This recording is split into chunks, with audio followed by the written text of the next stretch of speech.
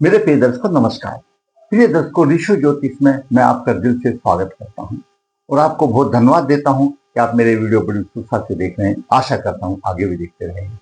दर्शकों, जैसे कि मैं बताता हूं, मैं वास्तविक कुंडली पर अधिकतर वीडियो बनाता हूं और जो योग हैं शास्त्रों के द्वारा है या प्रसिद्ध जो ज्योतिष आचार्य हुए, लेखक हुए या कुछ भी है जो उस ज्योतिष के मर्म को जानते हैं, उनके द्वारा दिए हुए योगों पर मैंने अपना अनुभव लिया है और वो अनुभव मैं आपके साथ साझा करता हूं। आज एक कुंडली पर विशेष विश्लेषण करेंगे। हम हमेशा बताते हैं लगन का भाव चरण का प्रतिनिधि है और लग्नेश अगर दसम भाव में हो, लग्नेश अगर दसम भाव में हो तो अति उत्तम राजयोग बनता है, सरकारी नौकरी मिलती है। लेकिन नहीं मिली, उसकी दशा भी आई चली गई। क्या क्या अंतर आ जाता है, मैं योग बताता हूं आपको क्या है। दर्शकों, अगर त्रिक भाग का स्वामी छठे, आठवें, 12वें भाव का स्वामी लगन में हो या लगन का स्वामी 6, 8, 12 में हो तो जातक जीवन भर संघर्ष करेगा। संघर्ष करके कुछ मिल गया तो नहीं तो बड़ा मुश्किल हो जाता है। लगन में जब छठे, 8वें, 12वें भाव का स्वामी हो और या लगन का स्वामी 6, 8, 12 में हो, संघर्षशील कुंडली बन जाती है। ये नहीं नौकरी नहीं मिलती है, संघर्षशील मिल जाती है, बहुत संघर्षशील मिल जाते हैं।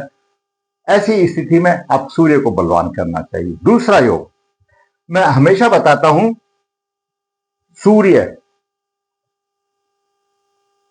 शनि द्वादश भाव का स्वामी, राहु और राहु अधिष्ठ राशि का स्वामी, ये 5 ग्रह बनते हैं।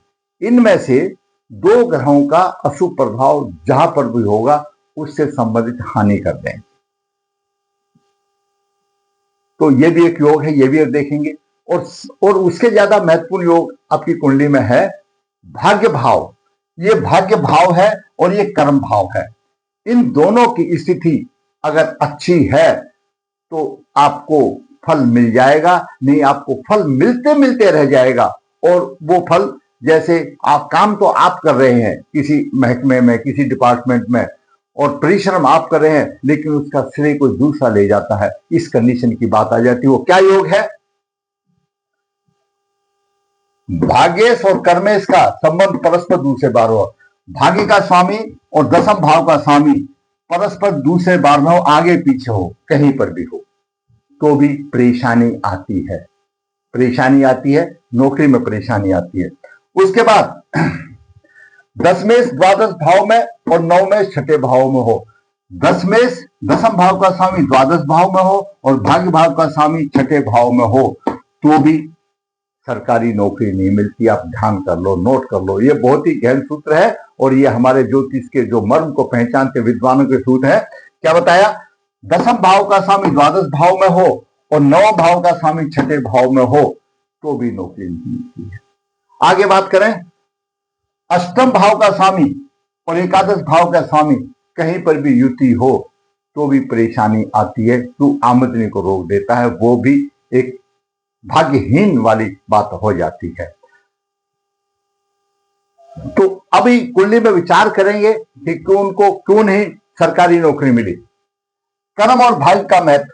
कर्म के साथ अगर भाग्य, दर्शकों हम हमेशा कहते हैं, हम सोचते हैं भाई इस जातक ने परिश्रम तो बहुत किया लेकिन भाग्य ने साथ नहीं दिया। तो भाग्य ने साथ नहीं दिया तो परेशानी आ जाती है, उसका परिश्रम को उसका पूरा फल नहीं मिलता। आगे बात करते हैं, पूर्ण फल नहीं मिलता, सरकारी नौकरी नहीं मिली, सरकारी नौकरी नहीं मिली। बात करते हैं, जातक का जन्म 21 मई 91 शुक्ल प्रसाद मघाचरण 4 मंगलवार को 11:39 पर हुआ। 11:39 पर हुआ, दोपहर के टाइम पर हुआ, दोपहर को हुआ 11:49 पर हुआ, 49 पर हुआ। दर्शकों, जन्म के समय पर सिंह लगन हुआ। सिंह लगन की 9 डिग्री 59 मिनट है। चंद्रमा 11 डिग्री 31 मिनट लेकर के और पंचम भाव में राहु 27 डिग्री लेकर के, छठे भाव में शनि 13 डिग्री, नवम भाव में बुध 11 डिग्री 43 मिनट और दसम भाव में लगन का स्वामी सूर्य 5 डिग्री 58 मिनट लेकर के कृत्तिका नक्षत्र में है। हम तोते की तरह बताते हैं आखिर सूर्य प्रशासन का कारक है, पिता का कारक है, स्वयं सूर्य सरकार है और लगन के भाव का स्वामी सूर्य, और वो भी अपने नक्षत्र में, लेकिन नहीं दे पाया, सरकारी नौकरी नहीं दे पाया। ध्यान से सुनिए एक एक स्टेप को, आपकी बहुत ज्ञान की वृद्धि होगी। जहां पर सूर्य 10वें भाव में सरकारी नौकरी नहीं दे पाया, एकादश भाव में शुक्र है 19 डिग्री 42 में लेकर के, केतु है 27 डिग्री लेकर के, द्वादश भाव में मंगल नीच राशि में, मंगल कारक ग्रह है, सिंह लगन के लिए कारक ग्रह, चतुर्थ भाव का स्वामी, 9वें भाव का स्वामी या द्वादश भाव में नीच राशि में है, परेशानी आ गई। वहीं पर गुरु उच्च राशि में है। हम सोचते हैं कि गुरु उच्च राशि में, दर्शकों गुरुदेव कि जिसको मार पड़ जाती है वो जीवन में उठ नहीं सकता। अगर कई चरणों में तो देखा जाए तो हम राहु केतु को बदनाम कर देते हैं। राहु केतु का उपाय तो बहुत सिंपल है, क्योंकि वह हमारे पितामह से संबंध करते हैं, और गुरुदेव की जब अशुभता आ जाती है तो उसका उपाय भी संभव नहीं है, उनको उपाय करना इतना आसान बात नहीं है। तो यहां पर उच्च राशि में हुए, यहीं से अब सुनिए क्या हुआ है। पृथक कारक ग्रह सूर्य शनि द्वादश भाव का स्वामी, राहु और राहु अधिष्ठ राशि का स्वामी। सिंह लगन के लिए चंद्रमा द्वादश भाव का स्वामी है, लगन में है, अशुभ है। चंद्रमा द्वादश भाव का स्वामी लगन में है, और राहु पंचम दृष्टि से लगन को, पंचम भाव में है और 9 दृष्टि से लगन को देख रहा है। तो यानी लगन के ऊपर चंद्रमा का भी अशुभ प्रभाव है, राहु का भी अशुभ प्रभाव है, दोनों का पृथाजनक है। राहु और द्वादश भाव का स्वामी, मतलब लगन को पीड़ित कर दिया, प्रतिष्ठा नहीं मिलेगी।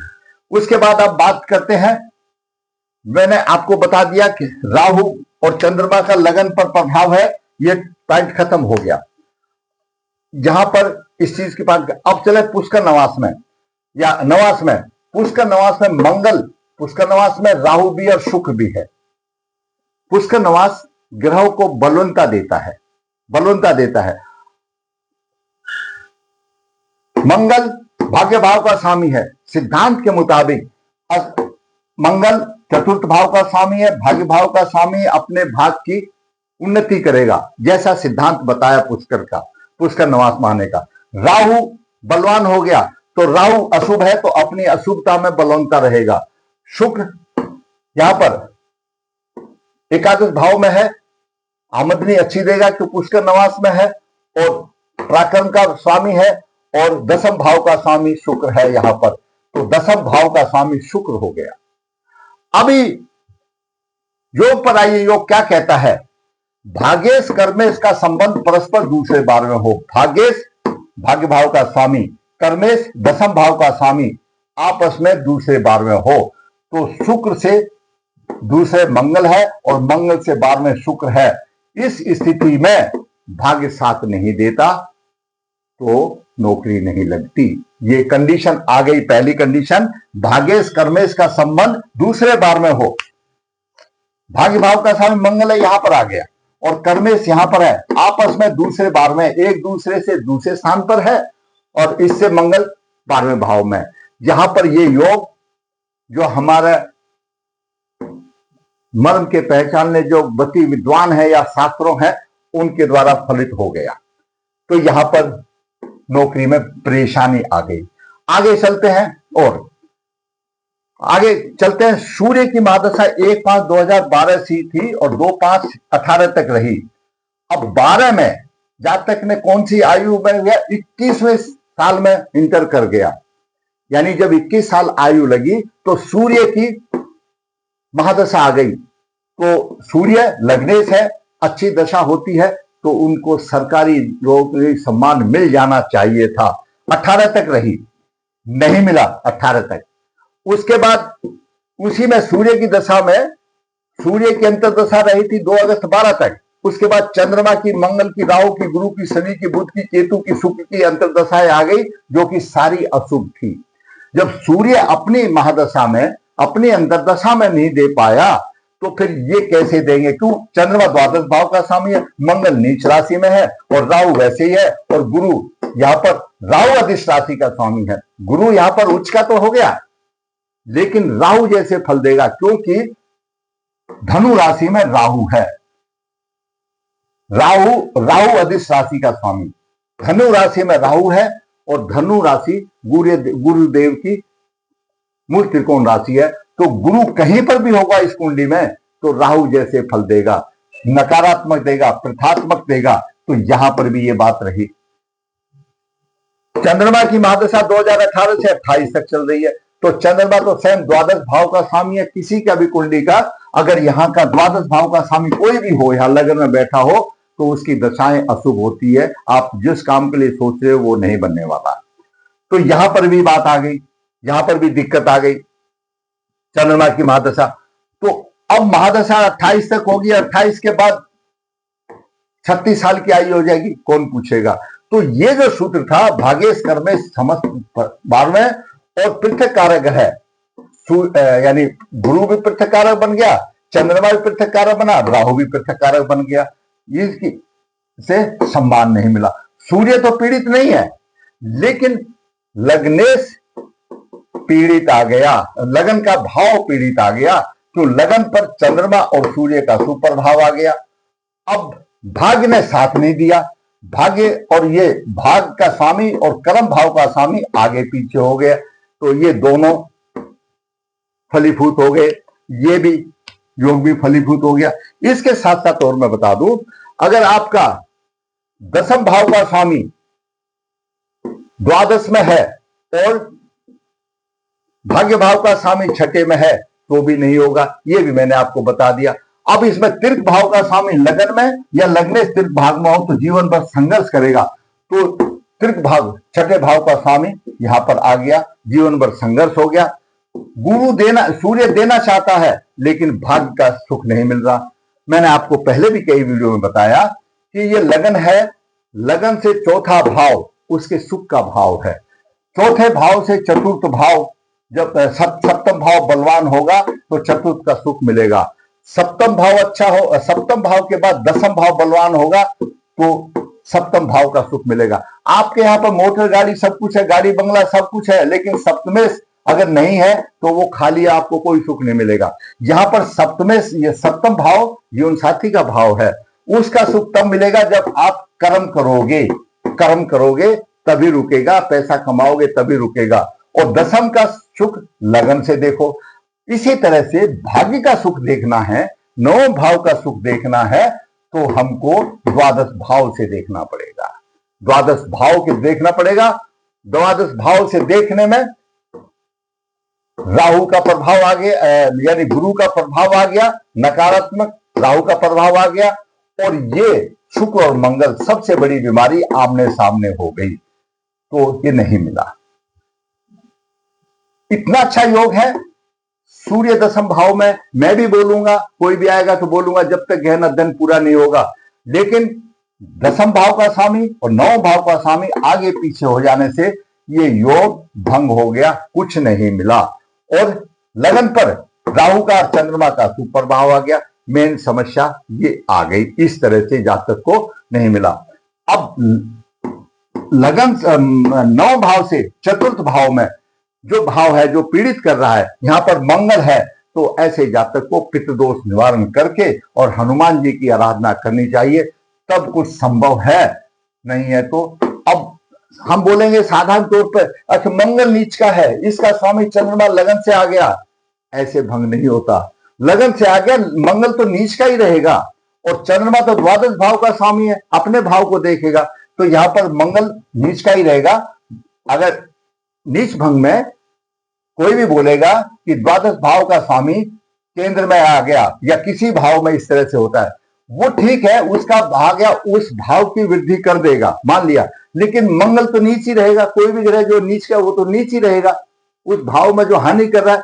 तो यहां तो द्वादश भाव का स्वामी चंद्रमा है, हानि करेगा, प्रतिष्ठा में हानि करेगा, रोग भी देगा, और राहु की भी दृष्टि है। तो यहां प्रतिष्ठा खत्म हो गई गुरु राहु से। और यहां पर दसम भाव का स्वामी, नवम भाव का स्वामी आगे पीछे हो गया।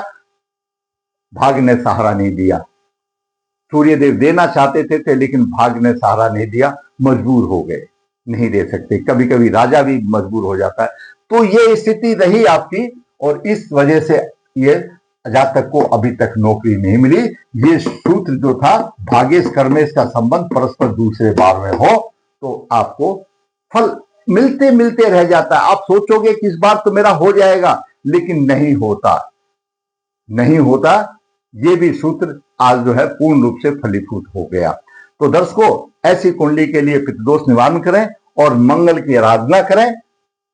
तो कुछ समय से पहले करो तो आपको कुछ मिलेगा। जब समय निकल जाएगा, उसके बाद आपकी उम्र निकल जाएगी तो कोई फायदा नहीं होगा। इस तरह के योग से आपको सरकारी नौकरी मिलने में बाधा रही, प्राइवेट मिल जाएगी अलग बात है, लेकिन हम तोते की तरह हम बताते हैं, हम भी फेल हो जाते हैं इसमें। अब भाई सूर्य अपने नक्षत्र में, कृतिका नक्षत्र में, ये जीता जागता उदाहरण आपके साथ में है। 18 तक उसकी दशा रही तो मिली क्यों नहीं? मिली इसीलिए नहीं, अब कर्म का स्वामी और भाग का स्वामी गलत स्थान पर आ गया और लगन पर चंद्रमा और राहु का अशुभ प्रभाव आ गया।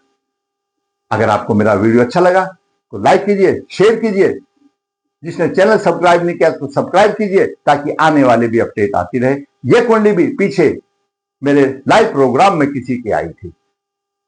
फिर कहूंगा, अच्छा लगा तो लाइक करें, शेयर करें, और जिसने चैनल सब्सक्राइब नहीं सब्सक्राइब करें। धन्यवाद।